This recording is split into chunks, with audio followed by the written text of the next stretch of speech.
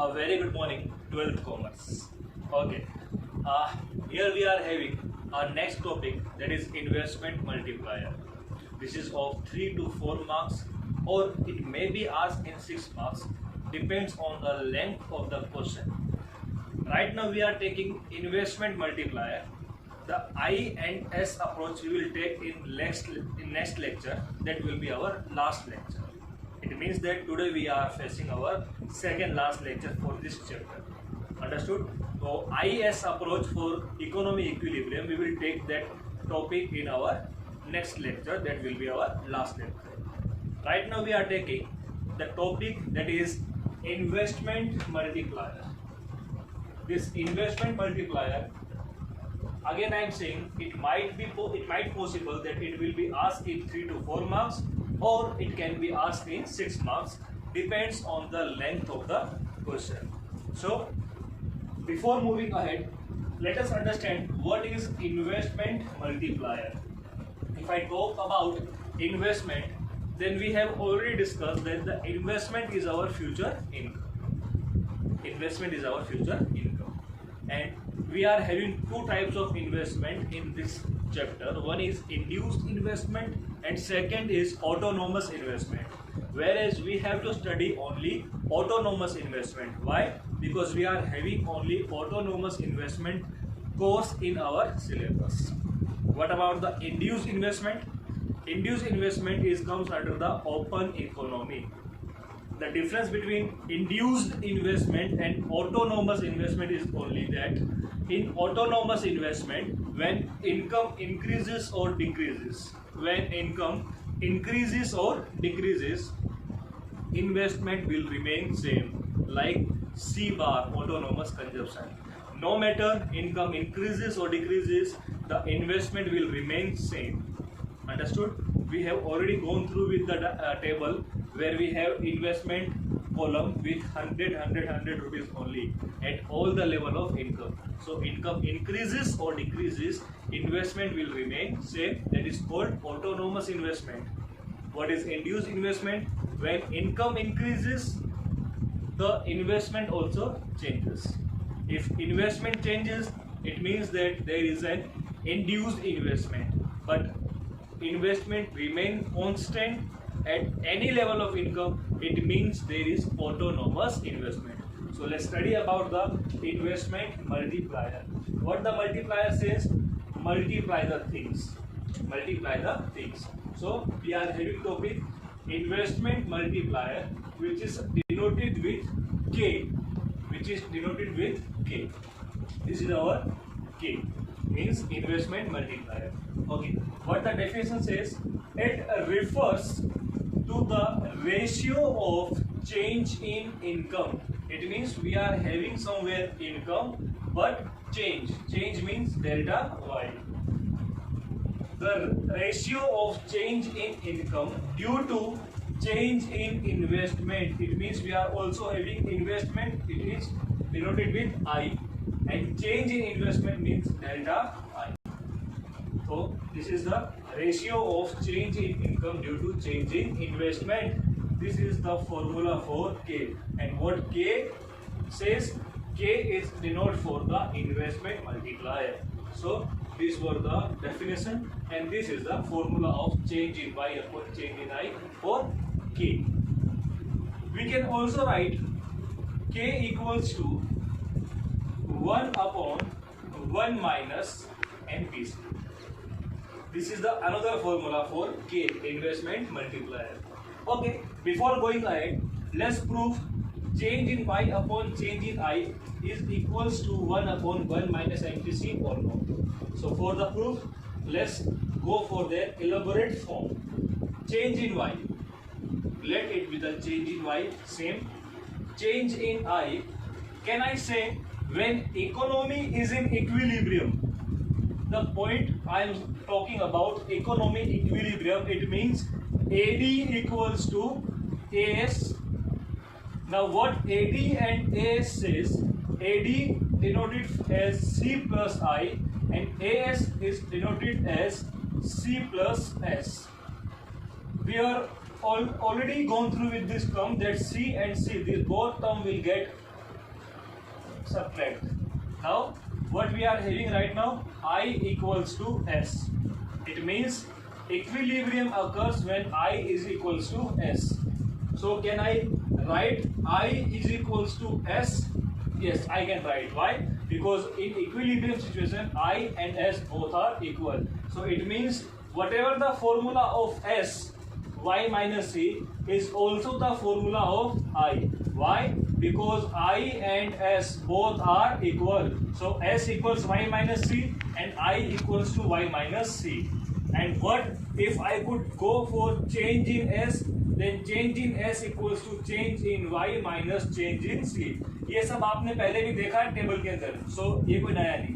नया सिर्फ ये है कि S और I को हम लोगों ने ये टर्म दी है या नहीं दी है. So change in S again it is equals to change in I. So again the formula will remain same. Change in Y minus change in C.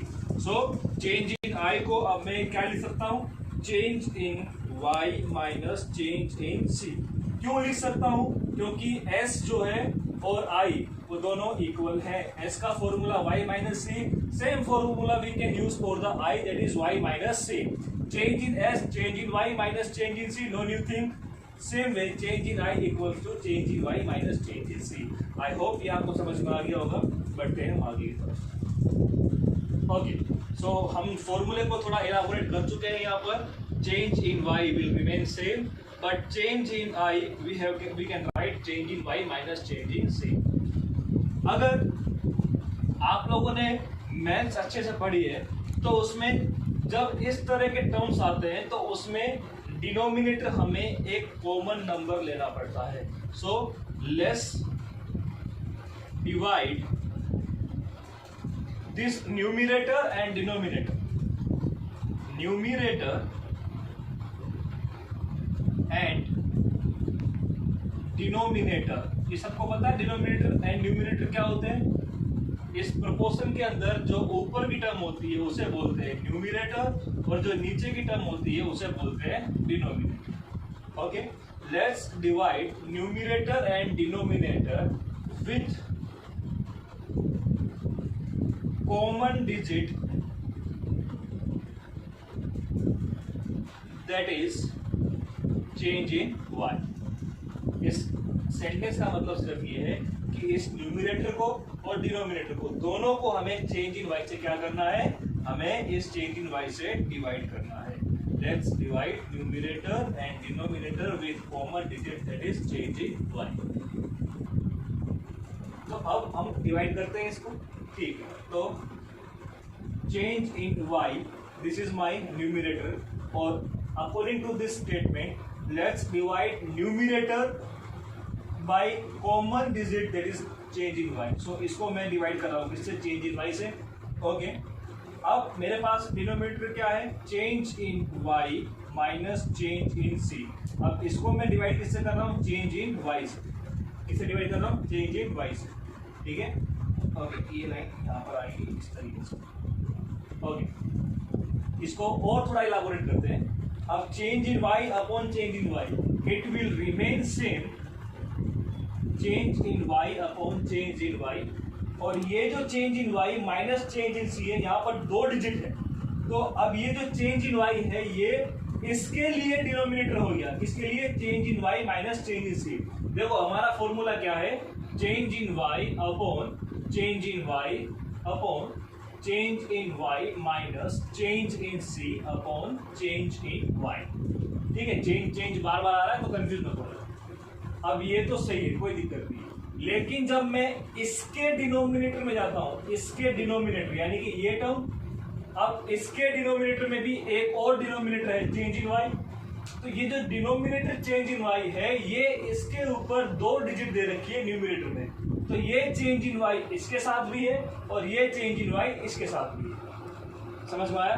तो मैं कुछ नया नहीं कर रहा हूं यहाँ पर. इस चेंज इन y को इस चेंज इन y के साथ रखूंगा और इस चेंज इन c को चेंज इन y के साथ रखूंगा. यहीं पर ही कर देता हूं आप लोगों के लिए. This will remain same.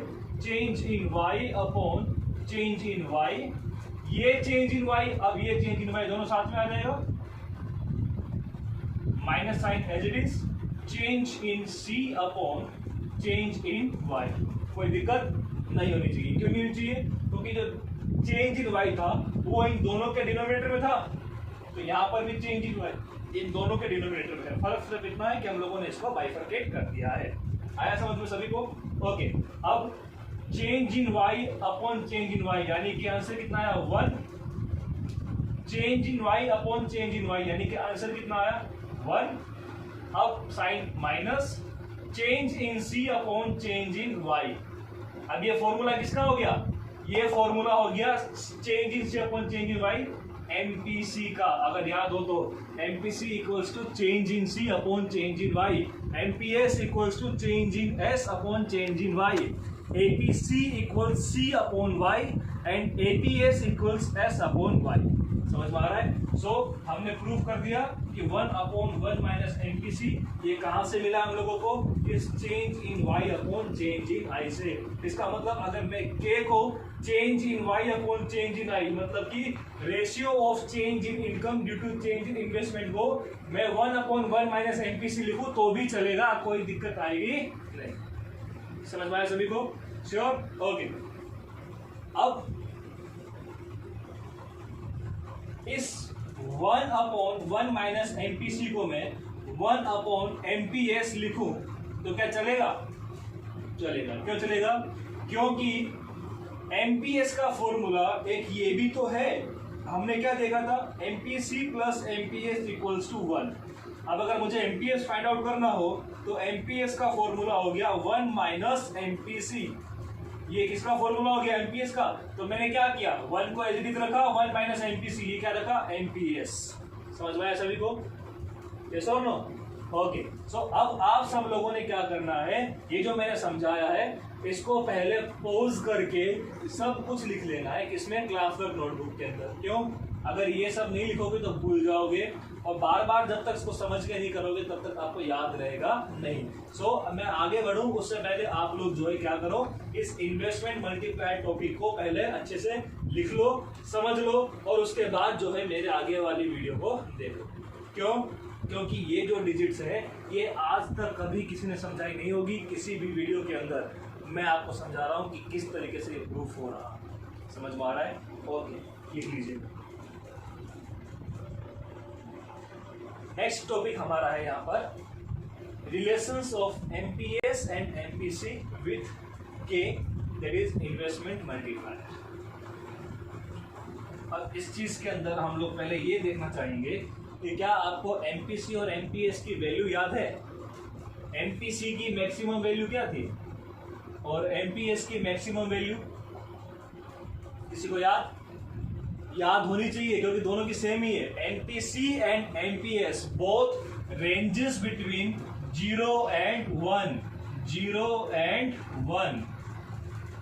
MPC की मिनिमम वैल्यू 0 और मैक्सिमम वैल्यू क्या है? 1।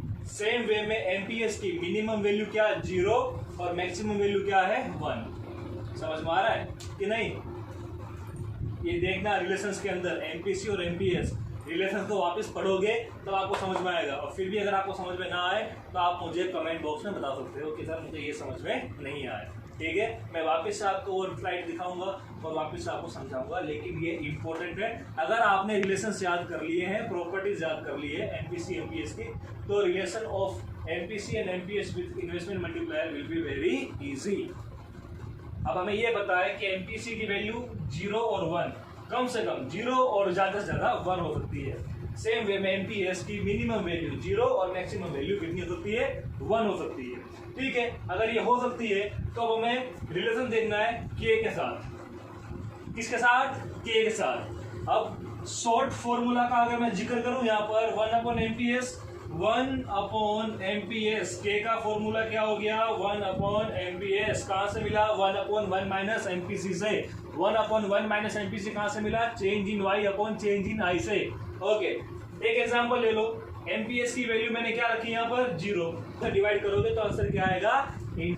अगर मैं यहाँ पर इस एमपीएस की वैल्यू 1 लूं, के की वैल्यू 1/एमपीएस और एमपीएस क्या हो गया?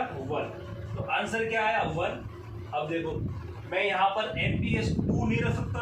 क्यों नहीं रख सकता? क्योंकि 2 तो एमपीएस की वैल्यू है ही नहीं। एमपीएस की वैल्यू क्या है, 0 या 1। तो अगर मैंने यहाँ पर 1 रखा तो के की मैक्सिमम वैल्यू कितनी, 1, sorry this is the infinite value, okay sorry minimum value क्या है 1, और यहाँ पर क्या है 0 रखा तो मैंने इनफाइनाइट वैल्यू। अब 0 और 1 के बीच में एक एग्जांपल लेता हूं मैं एमपीएस का 0.5। अगर मैं 0.5 लूं तो मेरा आंसर के में कितना आएगा, तो के का formula k equals 1 upon MPS, k equals 1 upon MPS, 1 will remain same. MPS की वैल्यू क्या रखूं अब मैं 0.5 रखा मैंने। पॉइंट को कट करने के लिए ऊपर डायरेक्ट 0 कर सकते हो, क्यों, क्योंकि नीचे आएगा 10, तो a अपॉन b अपॉन सी, यानी कि a अपॉन b अपॉन सी होता है तो c गया ऊपर, सो 10 अपॉन 5 आंसर क्या आ गया 2। तो k की वैल्यू क्या आई 2, k की वैल्यू कितनी आ गई 2। पहले कितनी थी 1 में 1, 0 में कितनी थी इनफाइनाइट थी, कितनी थी इनफाइनाइट। एक और वैल्यू रख लो 0.4, क्या वैल्यू रखी 0.4, सो k equals 1 upon MPS, that is 1 upon 0.4। Again point को कट करने के लिए क्या करूं ऊपर 0, क्यों, क्योंकि पॉइंट के बाद सिर्फ एक डिजिट थी, इसलिए एक डिजिट थी तो एक 0 ऊपर, 2 डिजिट होती तो 2 0 ऊपर, ठीक है ओके। यहाँ पर मेरा आंसर कितना आना चाहिए 4 2 जा 8.5, कितना आ गया 2.5। इसका मतलब क्या हुआ कि जब 0 वैल्यू थी तब k की वैल्यू आई इनफाइनाइट, जब k की वैल्यू 1 थी तब आंसर क्या आया 1, जब एमपीएस की वैल्यू यहाँ पर 1 थी तब k की वैल्यू हुई 1। अब एमपीएस हमने कितना रखा 0.5, तो 1 से छोटा है 0.5, अगर 1 से छोटा है 0.5 तो k की वैल्यू 1 से कितनी हो गई 2। अगर एमपीएस की वैल्यू डिक्रीज होती है तो k की वैल्यू क्या होगी इंक्रीज होगी, समझ में आया, inverse relation. If the value of MPS decreases then the value of k increases, then the value of k increases. समझ में आ रहा सभी लोगों को। एक और बात देख लो, पहले 1 रखी फिर 0.5 रखी, अब कितनी रख रहा हूं मैं 0.4, यहाँ पर पॉइंट था ना, फिर पॉइंट को कट किया मैंने, ऊपर 0 लगाई, तो जब मैंने 0.4 की 0.5 से 0.4 की तो वैल्यू कितनी आई 2.5, और इतिहास गवाह है कि 2.5 2 से बड़ा है कि नहीं है। तो फिर जितनी डिजिट में कम कर रहा हूं एमपीएस की वैल्यू कम कर रहा हूं उतनी ही मेरे पास k की वैल्यू बढ़ रही है। सो एक रिलेशन तो ये हो गया कि when the value of MPS decreases value of k increases. आया समझ में, कितनों को समझ में आया, आज तो करो मैं देख रहा हूं ओके। अब दूसरा हमारे पास रिलेशन किसका करना है एमपीसी के साथ। अब ये एमपीएस की वैल्यू 0 1 0.5 0.4 हो रही है, क्यों हो रही है, क्योंकि हमारे पास एक फॉर्मूला है 1 माइनस एमपीसी। पहले मैं इसको समझाता हूं, let's have a look on this formula. MPS की वैल्यू निकालनी है, I want to bring out the value of MPS. Right now I am having the formula 1 minus MPC. Let it be the value of MPC anyone between 0 and 1. Why? Because MPC ranges between 0 and 1. It can be 0 as its minimum value. It can be 1 as its maximum value. एक बार 0 रखो तो मैंने रखा 0, तो MPS की value क्या आ गई 1 आ गई। हमारे पास MPS की वैल्यू 1 थी, ठीक है। अगर मैं MPC की वैल्यू 1 रखता हूं तो मेरे पास एमपीएस की वैल्यू क्या आ गई 0, मैंने रखी थी यहाँ पे वैल्यू 0, यस और नो, ठीक है। अब अगर मैं यहाँ पर एमपीसी की वैल्यू, जरा ध्यान दीजिएगा इस चीज के ऊपर, अगर मैं एमपीसी की वैल्यू अभी 0.5 रख रहा हूँ, क्या रख रहा हूँ 0.5, अगर मैंने 0.5 रखी है यहाँ पर इसकी वैल्यू, तो आंसर एमपीएस का कितना है 0.5, तो आंसर एमपीएस कितना है 0.5। जब पहले एमपीएस 1 था तो k कितना आया था 1, अब एमपीएस 0.5 हुआ तो k कितना आया 2, यानी एमपीएस डिक्रीज हुआ, एमपीएस क्या हुआ डिक्रीज हुआ, तो k बढ़ गया इंक्रीज हुआ। अब एमपीएस डिक्रीज हुआ क्यों, क्योंकि एमपीसी इंक्रीज हुआ, कंफ्यूज हो रहे हो, एमपीएस एमपीसी क्या है, एक मिनट, सिर्फ एक मिनट दीजिएगा मुझे, एक मिनट। ओके, अब आपको सही समझ में आएगा। के जो है मैंने यहाँ पर क्या रखा, एक फॉर्मूला 1/1 माइनस एमपीसी, हमें पता है ये कहाँ से आया, from change in Y upon change in I. दूसरा फॉर्मूला हमारे पास क्या है, के इक्वल्स 1/एमपीएस। ये फॉर्मूला कहाँ से आया, तो ये फॉर्मूला है यहाँ से। क्यों, क्योंकि 1 माइनस एमपीसी क्या होता है, एमपीएस। अब एमपीसी की मैक्सिमम वैल्यू 1 और मिनिमम वैल्यू 0, सेम वे में एमपीएस की minimum value 0 and maximum value 1। अब कुछ नहीं करना, पहले मैं जो है एमपीसी की वैल्यू यहाँ पर 0.1 पुट कर रहा हूँ, फिर पुट करूंगा एमपीसी की वैल्यू 0.2। इन दो से समझ में आ जाएगा, ठीक है। 1/1 माइनस, पहले वैल्यू क्या पुट कर रहा हूँ, 0.1। 1/1 माइनस 0.1, तो आंसर आएगा 0.9। यहाँ तो कोई डाउट किसी को नहीं है, ओके। पॉइंट को कट करने के लिए ऊपर 10 चला गया, 0 चला गया, 10 हो गया, नीचे क्या आ गया, 9। 9 बन जा 9, पॉइंट क्या बचा, 1 बचा, अगेन 0, 9 बन जा 9। सो 1.1 ये आ गया आपका वैल्यू ऑफ के। यहाँ तक कोई डाउट, ओके। सेकेंड, अब मैं रख रहा हूँ 1/1 माइनस 0.2। क्यों, क्योंकि एमपीसी की वैल्यू मैंने क्या की, अभी इंक्रीज की, रिलेशन समझाने के लिए। तो अब आंसर क्या आया यहाँ पर, 1/1 माइनस 0.2 यानी कि 0.8। 1/, यहाँ पर पॉइंट था इसलिए ऊपर एक 0 गया, नीचे क्या बचा, 0.8। 8 बन जा 8, कितने बचे, 2 बचे, लेकिन यहाँ पर क्या आ गया, पॉइंट। अब 8 2 जा 16, समझ में आ रहा है। यहाँ पर वैल्यू क्या आई, 1.2। तो सीधा सिंपल इसका आंसर है कि अगर एमपीसी की वैल्यू इंक्रीज होती है, हम क्या देख रहे हैं, relation of MPS and MPC. अगर एमपीसी की वैल्यू इंक्रीज होती है तो के की वैल्यू भी इंक्रीज हो जाएगी। एमपीसी की वैल्यू इंक्रीज हुई तो के की वैल्यू क्या हो गई, इंक्रीज। समझ में आया, ओके। अब हम लोगों ने एमपीसी की वैल्यू पहले रखी थी 0.1, ओके।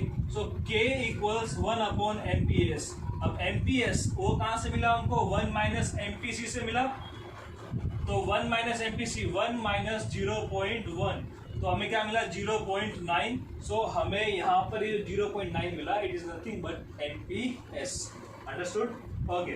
1/0.9, यहाँ पर इस एमपीएस की वैल्यू 0.9 आने से हमारे पास के की वैल्यू वापिस से क्या आएगी, क्योंकि इसका आंसर तो हमारे पास है, यस और नो है, कितना है, 1.1। और अगर अब मैं इस 1/एमपीएस में एमपीएस की वैल्यू रखता हूँ 0.2, इसकी वैल्यू एमपीएस की, ठीक है। अगर एमपीएस 0.2 है मेरे पास, सॉरी एमपीसी मेरे पास 0.2 है, तो एमपीएस क्या आ गया, 0.8। 1/एमपीएस, 1/एमपीएस कितना आ गया, यहाँ पर आंसर 1.2। अब देखो एमपीएस 0.9 आया पहले, फिर कितना आया, एमपीएस 0.8। एमपीएस कितना आया, 0.8, लेकिन के की वैल्यू 1.1 और फिर कितनी आई, के की value 1.2। It means MPS decreases, value of K increases. If value of MPC increases, value of K increases. MPS और K का रिलेशन हो गया inverse. When MPS decreases, then the value of K increases. और MPC और investment multiplier, इन दोनों का relation हो गया when MPC increases K also increases, means direct relation. मैं लिख देता हूं यहाँ पर आपके सामने ताकि आपको कभी भी कंफ्यूजन ना हो। MPC increases K और value of K also increases. It means direct relation, ये हुआ एमपीसी के लिए। एमपीएस इंक्रीजेस, अब एमपीएस इंक्रीजेस तो पहले 0.8 था, अब क्या 0.9, 0.8 के ऊपर 1.2 थी के की वैल्यू और 0.9 के ऊपर क्या है 1.1। So MPS increases value of K decreases. तो ये क्या हो गया? इनवर्स. इनवर्स का मतलब होता है नेगेटिव, डायरेक्ट का मतलब क्या हो गया? Positive. So these were the relations between relations MPS MPC and investment multiplier. ये था आज का हमारा टॉपिक. सभी को समझ में आया? अब आप लोगों का होमवर्क जो है इसके अंदर क्या रहेगा कि आपको MPC और MPS जो है इनकी वैल्यूज 0, 1 के अलावा अलग अलग वैल्यू पुट करनी है. यहाँ पर 0.1 से लेकर के 0.9 तक. Same way for MPS. और आपको क्या करना है? कुछ वैल्यू निकालनी है K की. 0.1 से लेकर 0.8 MPC, सेम वे 0.1 से लेकर 0.8 MPS. समझ में आया सभी को? ये हो गया आपका होमवर्क. क्लास वर्क में सब कुछ नोट करना है और होमवर्क में भी आपको काम करना है. बहुत मेहनत कर रहे हैं बेटा आप लोगों के लिए, ताकि आपकी 12th की क्लास जो है वो किसी भी कारण सफ़र ना करे. सभी टीचर्स मेहनत कर रहे हैं, हम भी मेहनत कर रहे हैं, आप भी मेहनत करो. इस कोरोना के कारण जो भारत बंद हुआ है, लॉकडाउन हुआ है, इसमें घर बैठ करके आप लोग अपनी स्टडी के ऊपर ध्यान दो. You will get good result. Understood? तो आप लोग अपना होमवर्क और क्लास वर्क सही तरीके से करिए. जब लॉकडाउन खुलेगा तब हम लोग आपकी नोटबुक्स चेक करेंगे और कोई डाउट होगी तब वापिस से सोल्व करेंगे. This was our